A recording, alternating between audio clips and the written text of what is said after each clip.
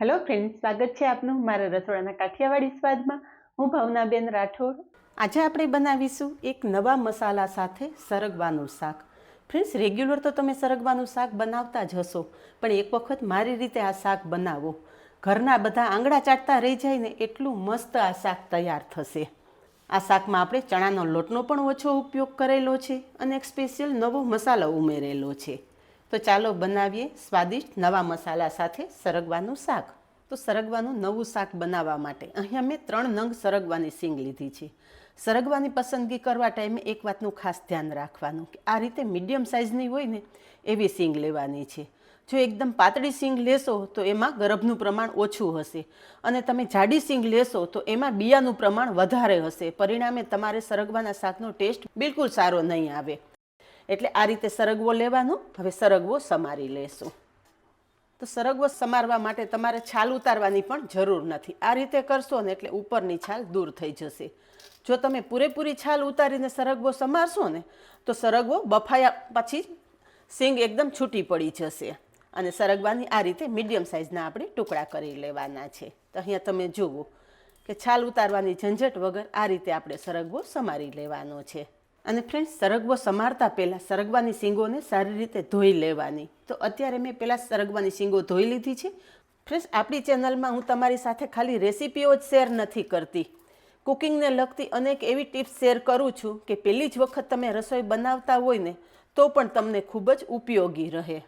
સરગવો સમારી લીધો છે. સમારેલો સરગવો આપણે બાફવાનો છે. તો અહીંયા કુકરમાં સરગવો ઉમેરી દેશું. એની સાથે જ 1 કપ જેટલું પાણી ઉમેરશું. હવે સરગવાનું શાક ખાવા ટાઈમે સિંગો બિલકુલ ફીકી ના લાગે એ માટે અડધી ચમચી જેટલું મીઠું અને થોડી હળદર ઉમેરી દઈશું. હળદર અને મીઠું સરસ મિક્સ કરી અને કુકરમાં માત્ર 1 જ સીટી કરવાની છે. 1 સીટીમાં સરગવો સરસ બફાઈ જશે.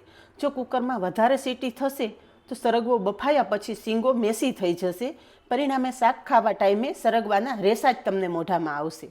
તો કુકરનું ઢાંકણ પેક કરી અને કુકરમાં 1 સીટી કરી લેશું. હવે સરગવો બફાય ને ત્યાં સુધીમાં શાક માટેની એક મસાલા પેસ્ટ તૈયાર કરવાની છે. તો અહીંયા એક બાઉલ લીધેલું છે. બાઉલમાં 1 ચમચી મરચું ઉમેરશું, 1 ચમચી ધાણા જીરું, 1/4 ટીસ્પૂન જેટલી હળદર. હળદર આપણે સરગવો બાફવામાં પણ લીધેલી છે એટલે જાળવીને ઉમેરવાની. અને સાથે જ સ્વાદ પ્રમાણે મીઠું પણ ઉમેરશું. મીઠું પણ આપણે સરગવો બાફવામાં જ ઉમેરેલું છે. અને એની સાથે 1 ચમચી લસણની ચટણી ઉમેરશું. ફ્રેન્ડ્સ, તમે લસણ ના ખાતા હોય ને તો લસણ સ્કીપ કરી દેવાનું, પણ સરગવાના શાકમાં લસણનો ટેસ્ટ બહુ સરસ આવે છે. સાથે આપણે અડધા કપ જેટલું પાણી ઉમેરી અને મસાલા સરસ મિક્સ કરી લેશું.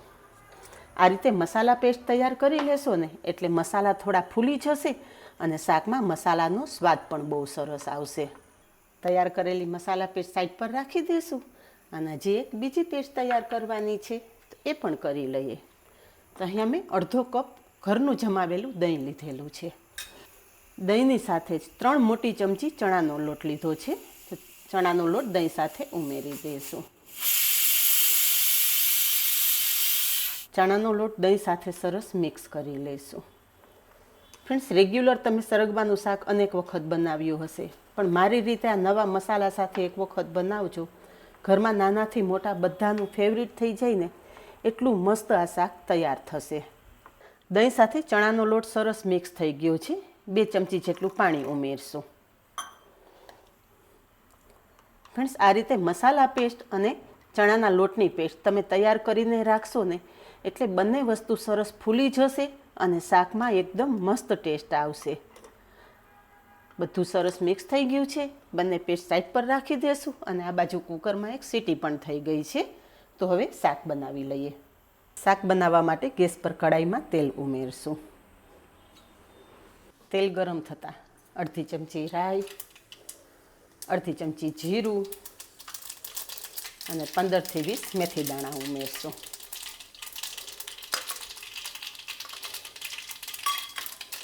બધું સરસ કકડી જાય ને એટલે 8 થી 10 મીઠા લીમડાના પાન બારીક સમારીને લીધેલા છે એ ઉમેરી દઈશું.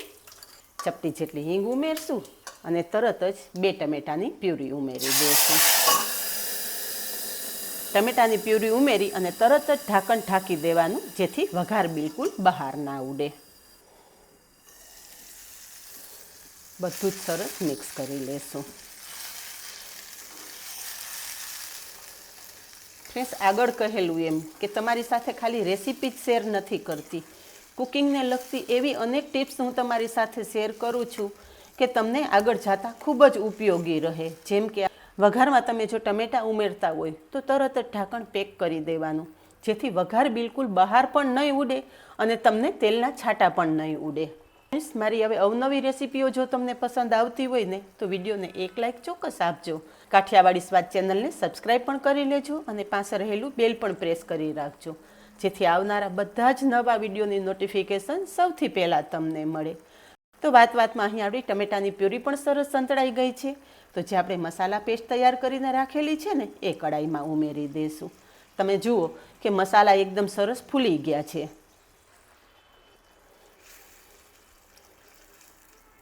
મસાલા પેસ્ટ પણ આપણે ટમેટાની પ્યુરી સાથે સરસ મિક્સ કરી લઈશું. અહીંયા બધું જ સરસ મિક્સ થઈ ગયું છે.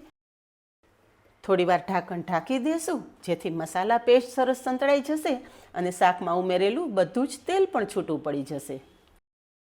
અહીંયા એકાદી મિનિટ પછી જોઈએ ને તો તમે જુઓ કે મસાલા પેસ્ટ એકદમ મસ્ત સંતળાઈ ગઈ છે અને શાકમાં ઉમેરેલું બધું જ તેલ છૂટું પડી ગયું છે.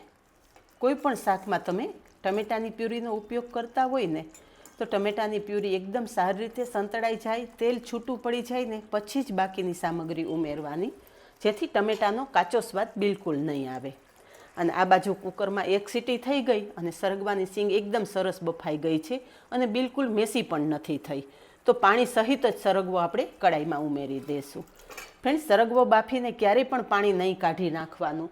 સરગવાના પાણીમાં ખૂબ જ પોષક તત્વો રહેલા હોય છે અને સરગવો આમે આપણી હેલ્થ માટે ખૂબ જ ઉપયોગી છે. તમને જોઈન્ટના દુખાવા હોય, શરીરમાં થતી કળતર હોય કે પછી વાળ ઉતરતા હોય કે તમારી સ્કિન ડલ થઈ ગઈ હોય, બધા જ માં સરગવો ખૂબ જ ઉપયોગી છે. એટલે બને ત્યાં સુધી સરગવાનો ઉપયોગ ભરપૂર પ્રમાણમાં કરવાનો. હવે સરગવાની સીંગ આપણે કડાઈમાં ઉમેરી દીધી છે અને અહીં આપણી દહીં સાથે જે ચણાના લોટની પેસ્ટ કરેલી ને એ પણ એકદમ સરસ ફૂલીને તૈયાર થઈ ગઈ છે. તો અહીંયા તમે જુઓ કે કેટલી ઘટ પેસ્ટ થઈ ગઈ છે. તો એ ચણાના લોટની પેસ્ટ પણ આપણે કડાઈમાં ઉમેરી દઈશું. આ રીતે ઉપર જ આપણે નાખી દેવાની છે. ગેસની ફ્લેમ એકદમ સ્લો રાખવાની છે.